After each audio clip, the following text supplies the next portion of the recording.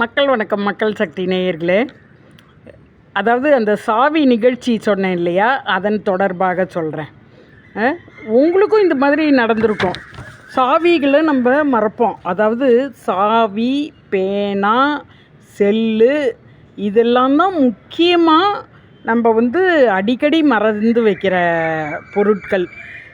நான் கூட நினைப்பேன், இதை தயாரிக்கிறவன், இந்த பொருட்கள்லாம் தயாரிக்கிறவன் ஏதோ ஒரு கடவுளை ஸ்ட்ராங்காக பிடிச்சி வேண்டிட்டு தயாரிக்கிறாங்க போல இருக்கு. அத்தனை மக்களும் இந்த 3 தான் மறப்போம். கண்டிப்பாக இந்த 3ல் கண்ணாடி, இவங்கெல்லாம் ஏதோ ஒரு ப்ரேயர் போட்டு தொழில் ஆரம்பிக்கிறாங்க அப்படின்னு நான் நினைப்பேன். அது மாதிரி அதை இடுப்புலையே சொருகியிருப்போம், தேடுவோம். தலையில் மாட்டியிருப்போம், தேடுவோம்.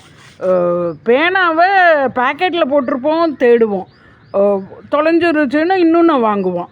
அப்புறம் பார்த்தா அது அந்த இடத்துல இருக்கும், தலையில் இருக்கும். இது மாதிரி பல நிகழ்ச்சிகள் பல பேருக்கு நடந்திருக்கு. கண்டிப்பாக உங்களுக்கும் அப்படி ஏதான ஒரு நிகழ்ச்சி நடந்திருக்கும். நீங்கள் கமெண்ட்டில் சொல்லுங்கள்.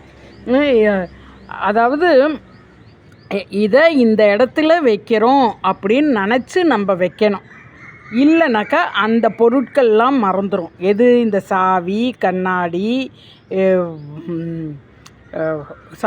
கண்ணாடி, மொபைல், சார்ஜர், இதெல்லாம் வேண்டுதல் போட்டு தான் அவன் தயாரிக்கிறான். அதனால நம்ம கான்சென்ட்ரேட் பண்ணி ஒரு இடத்துல, ஒரே இடம்னு வச்சு அந்த இடத்துல அந்த பொருளை வச்சாதான் மறுபடியும் தேடும்போது நமக்கு கிடைக்கும்.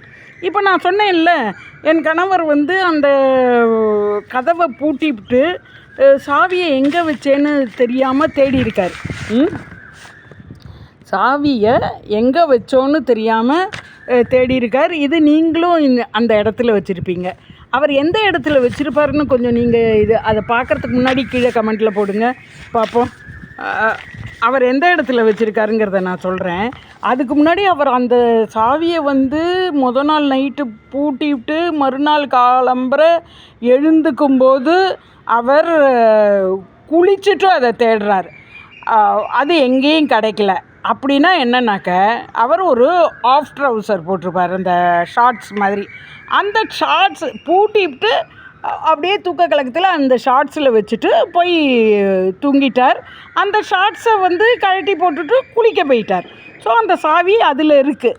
அப்புறம் அது துவைக்கப்பட்டு மறுபடியும் அந்த ஷார்ட்ஸை போட்டுக்கும்போது ஏதோ வெயிட்டாக இருக்கேன்னு பார்த்து ஒரு 4 நாள் கழித்து பார்த்தியா அந்த சாவி இங்கே இருக்குங்கிறார். இந்த மாதிரியான நிகழ்ச்சிகள் பல இது நடக்கும். உங்களுக்கு நடந்ததை கீழே போடுங்க. நன்றி.